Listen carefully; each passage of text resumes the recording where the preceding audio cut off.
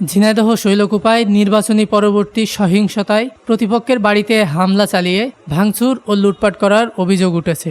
শনিবার রাতে উপজেলার শেখড়া গ্রামে এ ঘটনা ঘটে। পুলিশ ও স্থানীয়রা জানায়, এলাকার আধিপত্য বিস্তার নিয়ে নিত্যানন্দপুর ইউনিয়নের চেয়ারম্যান মফিজউদ্দিন বিশ্বাস ও সাবেক চেয়ারম্যান ফারুক হোসেন বিশ্বাসের সমর্থকদের মধ্যে বিরোধ চলে আসছিল। উপজেলা পরিষদ নির্বাচনে ফারুক হোসেন বিজয়ী চেয়ারম্যান প্রার্থী মোস্তফা আরিফ রেজা মন্নুর সমর্থক ছিল। নির্বাচনে বিজয়ী হওয়ার পর থেকেই ফারুক হোসেনের সমর্থকরা ইউনিয়নে বিভিন্ন গ্রামে হামলা চালিয়ে আসছে।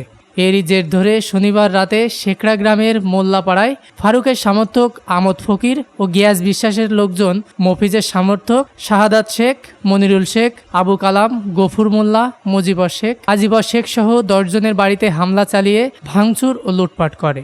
খবর পেয়ে পুলিশ ঘটনাস্থলে পৌঁছে পরিস্থিতি নিয়ন্ত্রণে আনে। এ ঘটনার পর এলাকায় উত্তেজনা বিরাজ করছে। শৈলকুপা থানার ভারপ্রাপ্ত কর্মকর্তা মোহাম্মদ শফিকুল ইসলাম চৌধুরী জানান, আধিপত্য বিস্তার নিয়ে নিত্যানন্দপুর ইউনিয়নের বর্তমান ও সাবেক চেয়ারম্যান সমর্থকদের মধ্যে দীর্ঘদিন ধরে বিরোধ চলে আসছিল। এরই জের ধরে শনিবার রাতে শেখড়া গ্রামে বেশ কিছু বাড়িতে হামলা চালিয়ে ভাঙচুর ও লুটপাট করেছে। এমন সংবাদ পাওয়ার পর ঘটনাস্থলে পুলিশ পাঠিয়ে পরিস্থিতি নিয়ন্ত্রণে আনা হয়। তবে এ ঘটনার পর এলাকায় উত্তেজনা বিরাজ করছে।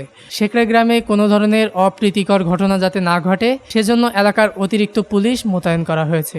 ডেস্ক নিউজ, দৈনিক রানার।